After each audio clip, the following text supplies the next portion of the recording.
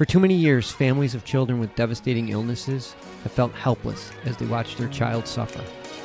Today, they're taking matters into their own hands and finally finding relief treating their child with cannabis. These are their stories.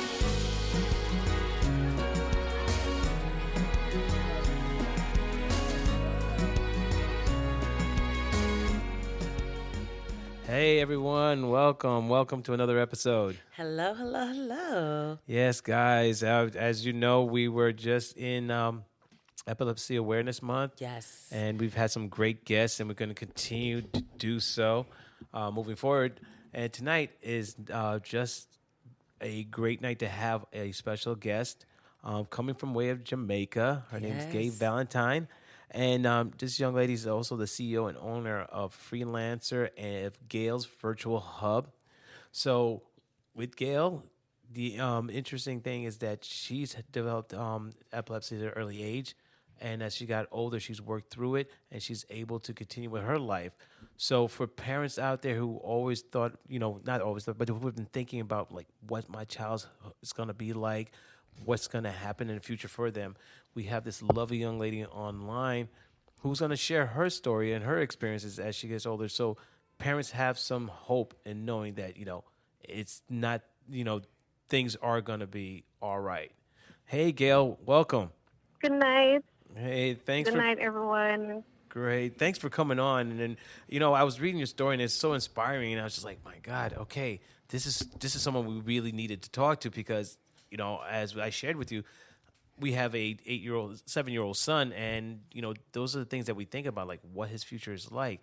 And for you growing up and dealing with it, what was your experience like, just from the start to finish? Okay, so growing up, my experience was rough. Uh-huh. It was terrible. As I say, it was difficult. Mm.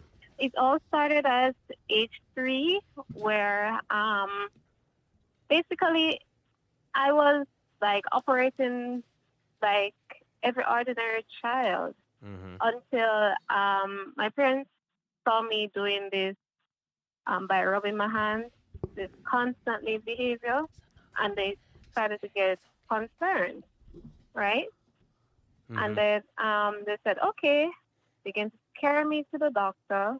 And when they check it out, they realized that I was diagnosed with epilepsy, and that was upon seizure. Wow. Can you describe more? What were you doing to make your parents realize that something was abnormal? I was constantly rubbing my hands together and staring away, like zoned out. Oh, zoned out. So the blank stares, and you're just like not there. They're trying to communicate with you, but you weren't there. And this was early on in age at 3. Exactly. So you were born in Jamaica? Yes, I was born in Kingston, Jamaica. And what was it like growing up there? Especially to give people a visual effect of, what was your surrounding, what was it like? Because, I have not visited Jamaica. I would love to. So it'd give me an idea, basically, what was it like growing there? It's growing up in Jamaica is like growing up in any other country. Mm-hmm.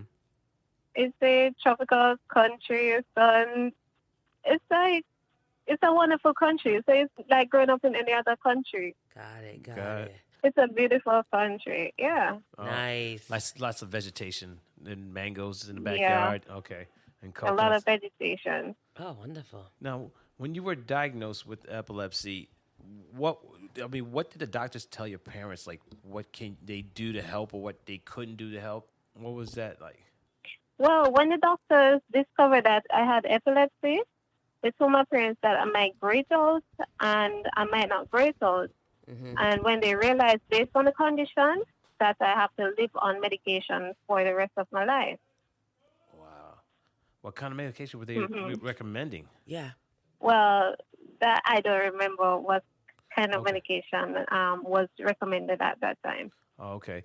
Because of how young I was. Yeah, I'm just wondering if are you still on those medications or you're no longer taking medication? Well, yes, I'm on medication. Okay. And what I should add that I was seizure-free for 12 years. Oh, wow. But it started back last year, February. Wow. Yeah. What was the what was the trigger? That's something interesting, to have a break for that long. It's a long break. It's wonderful. Yes. That was awesome. And do you recall what triggered it, or is just that it just happened to just come What back? triggered it? Yeah. Fright. Oh, really? Yes. I'm sorry. What did you say? It was a fright. I was in a situation and it all Oh, a fight. bombarded my brain, everything. I got so frightened. Oh. I got too much of it. So basically, if you want to put it that way, I crashed everything. Just Oh my God. yeah. So your body went into like a in my shock. head. Yeah, the fight or flight. They say that could trigger seizures well. Exactly. The fight or flight. Well, life is not is not one of my triggers. Mm-hmm. My triggers are like stress, lack of sleep. Yes. And one of them is around one of them is around my menstrual cycle, which is also called catamenial. Yes, seizures. catamenial. See, I see a lot of posting on that on the Yes. epilepsy groups about the catamenial seizures for women. Oh, for women. Okay. I've never heard that term So before. those are my triggers. Yes. That's interesting because our son is either he overheats or the lack of sleep, like you said. Big. We've also noticed that also if he doesn't have like a balanced meal, that could also trigger it as well. And also constipation. Yeah. And constipation is So another you say one. basically you got to be healthy all the time. Yeah. Yeah. And no stress. Yes. No Yeah, stress. no stress. I can't manage stress. No. You Can't can't. manage too much of it. Mhm. And sometimes my emotions can be one of them. Oh yeah, our son too. When he's crying a lot, Yes. we He's say a Capricorn. we'll say, Yeah. calm down. You're gonna trigger a seizure. Yeah. And just Yeah, breathe. that can trigger a seizure. Mhm. Now, But it is not my number one trigger. Stress and lack of sleep is my number one trigger. I think for our son too, lack of sleep lack is of his sleep. number one. And then stress along that when he gets upset about something. Because, kids, they want things their way, so they don't get it. They get upset. But I think he's catching on that. He does it. He'll stress himself out. He'll have a seizure. So he's like, I got to breathe. I breathe. Now, going through high school, how was that? Because were you still experiencing the seizures while you were in high school, attending high school or elementary school? Well, attending high school, it even gets rougher because the reality steps in, and know that I'm at that time. Yeah, the reality steps in, and know that I'm identifying myself at the same time. I was being ridiculed, shunned, and pushed aside because of my condition. Oh my God! And they just didn't understand. It was just pure ignorance on their part. They just didn't understand. Right. Can you tell us what type of seizures you had? The type of seizures that I had were status seizures, tonic-clonic. Mm-hmm. Yeah, those two. Those two. Okay. Wow. Now, were you able to go through high school? Like, tell us basically how were you able to at least have, if you had friends or teachers you could talk to that supported you? What was that like? Were you able to make friends? Were you able to at least assimilate to a certain point that it would get you through high school, or to get you through school altogether? Well, yes, I had friends. I had supportive friends. Had a supportive family, which is I have a supportive family background. Yes, so a strong system. If you could turn back the time and talk to your 18-year-old self, what would you tell her? Well, I would tell my 18-year-old self, don't give up. That's not an option. Don't be ashamed of your condition, and don't lose hope. Okay, that's good. That's good Yeah. to know. Yeah, it's good. And Pray. One day you'll be able to buy love, do more shopping. One day you'll move out to your parents' house and save more. Oh, okay. Good to know. Yeah. That's good. Now, moving forward, what have you been doing in a sense in the area of advocating for epilepsy, sharing your story? trying to help those who are possibly in your shoes or going through it, and who've been there. In a sense, like, have you been on the radio? Have you been interviewing? Have you been meeting people? Have you been part of any organization? Well, I'm advocating via social media by sharing my experiences. And I'm also working with the Jamaican Epilepsy Association and other advocates. The Jamaican Epilepsy Association, what are they doing for people with epilepsy in Jamaica? Okay. The Jamaican Epilepsy Association, they help persons by like giving them medication. They counsel them. They do outreaches to schools, offices, and educate persons about epilepsy. Now, how's the response been? I mean, have you noticed the numbers have been growing of people wanting to get involved, looking for your support because they have epilepsy and they need support and they have nowhere to turn? Have you seen the numbers grow as more and more people are becoming aware of the program, that they're willing to come out and speak? Because, again, they were maybe afraid of being shunned or ignored. And now that they know they have advocates like yourselves in this organization, have you seen that the numbers have been growing from the first time you joined them? Kind of, because persons are still afraid to speak about the condition epilepsy because of the myth and the stigma that is attached to it. Wow. Now, do you have people coming from outside of the country coming to speak in your country to talk to people about it, to let them know that they shouldn't be ashamed, they shouldn't be afraid about it? Well, you have doctors here who constantly speak about it. So I'm not really, I can't recall if persons outside have come here and spoken about it. So we should make a trip out there and share our story, because I feel that as a person, as a lovely person like yourself, a human being, you need support. You don't need the extra stuff that people are going through, which is their fear and ignorance. And that's basically that's right. not your problem. The Jamaican Epilepsy Association, which is also the JA, we aren't getting that much support out here. And you're not getting the support. So you guys are not on top of the list of, we need to get this organization, fully funded, fully supported to help everyone out. It's not that. So it's not like there's other associations like the cancer, the diabetes, where persons are easily gravitated towards and say, okay, I'll help that. No. As I said, it's because of the stigma. Yeah, it's funny. Our last guest said the same thing, that there's more research and awareness for breast cancer than it is for epilepsy, and epilepsy is such an old disease, and and more people are actually affected with epilepsy than breast cancer, but still, epilepsy is basically under awareness, if that's such a word. Yeah, I think it is, because it's not getting that funding that most organizations need. And it's sad because the numbers are growing. With people having epilepsy, the numbers are growing over the years.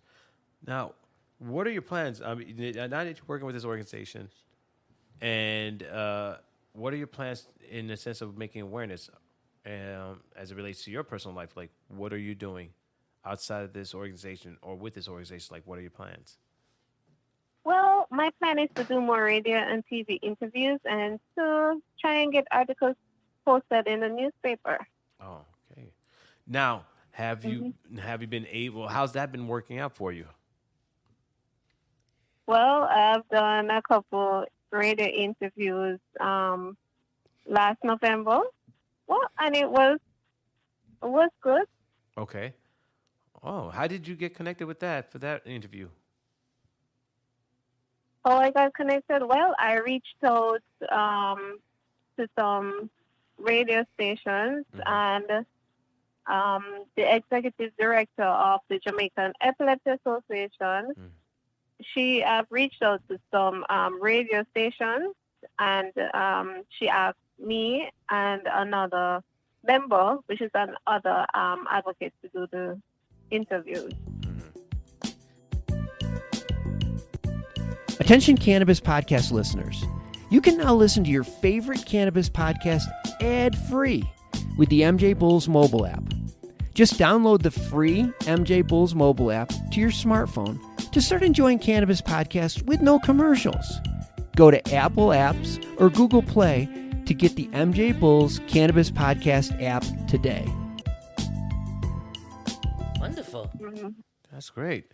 Now, as when it comes down to your because I know that you started your company, you have a freelancing company. What made you decide to do that, and how did you get started? It all started when in 2018, when I launched Gails Virtual Hub. I wasn't working at one point. That was in 2017. I did this course online. And it's this freelancing course online, and it grabbed my interest. I was like, okay, this thing from home online work, I can make money online. So I started to, and that was on Fiverr. I was like, this is interesting. I'm like, okay, this is good. And at the same time, I love business. Yeah.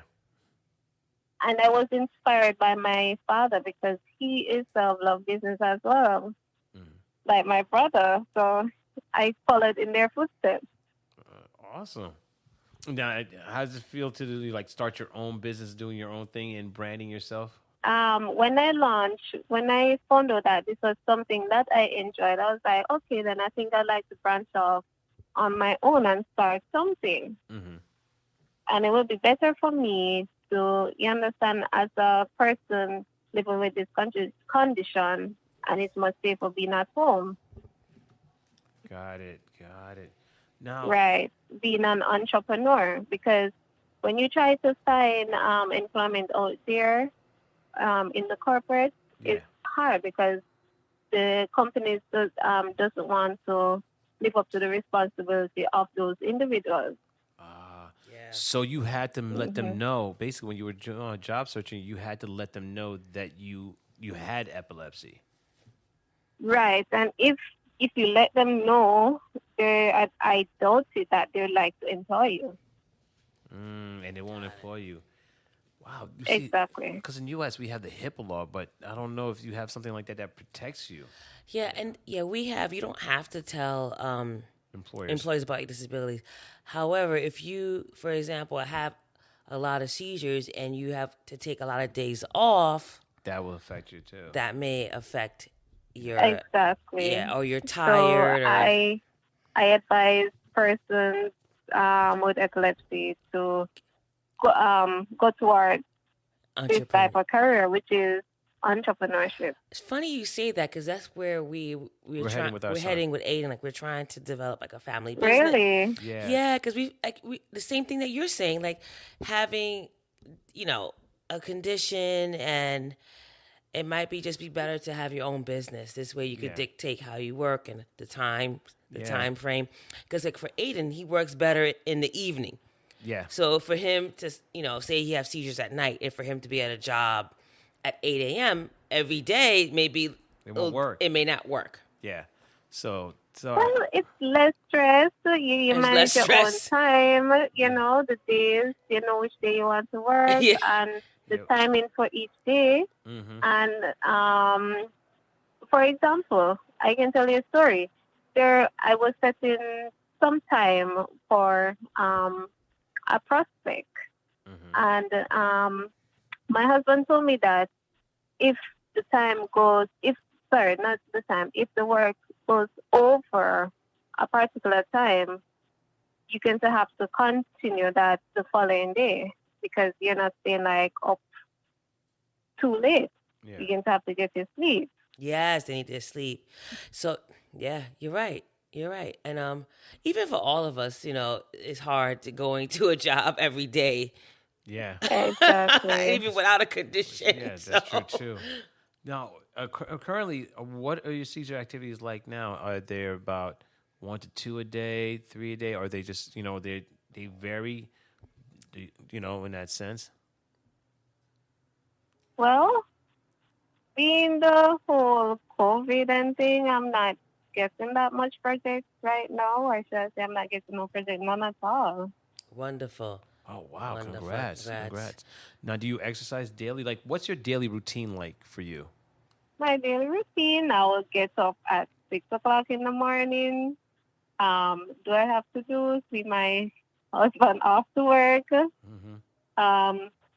Yeah, that's basically it. After I do that, then probably I'll go back to sleep, get some sleep, get back up. If I have something planned for the day, then I'll go on the road and then come back home. Oh, okay. Now, do you have a place do you go for walks, exercises, meditation, certain things that help you keep you calm, to help you get through the day?